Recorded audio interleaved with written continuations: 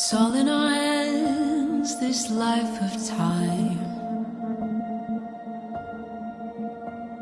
that's given to us all. It is all in our